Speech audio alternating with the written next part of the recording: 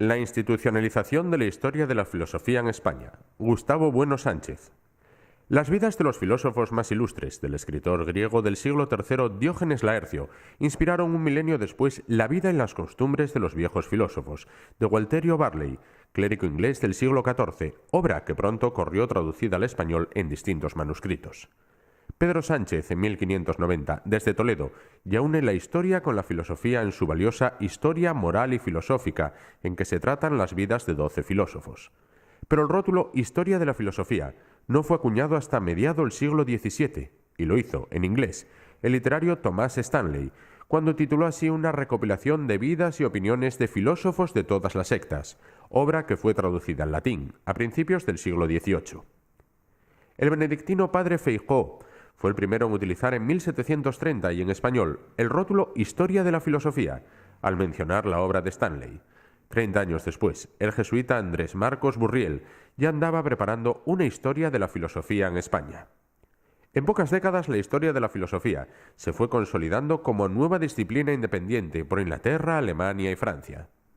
En 1849, cada una de las 10 universidades españolas contaban con su catedrático de filosofía con un resumen de su historia, y en 1855 arranca en la Universidad Central la cátedra específica de Historia de la Filosofía, que durante 15 años ocupa un Julián Sanz del Río, que en realidad se dedica a propagar entre nosotros la secta de Krause.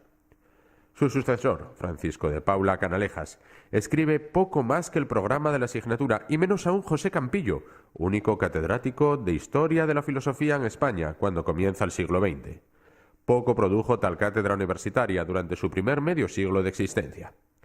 Pero hay vida fuera de la universidad, y en 1861, un año después de que Sanz del Río, el historiador oficial de la filosofía, firmase como suyo un ideal de la humanidad, que en realidad había traducido directamente de Krause, publicó don Patricio de Azcárate, que no era profesor, sino gobernador civil de Murcia, los 4 volúmenes de su pionera y monumental exposición histórico-crítica de los sistemas filosóficos modernos.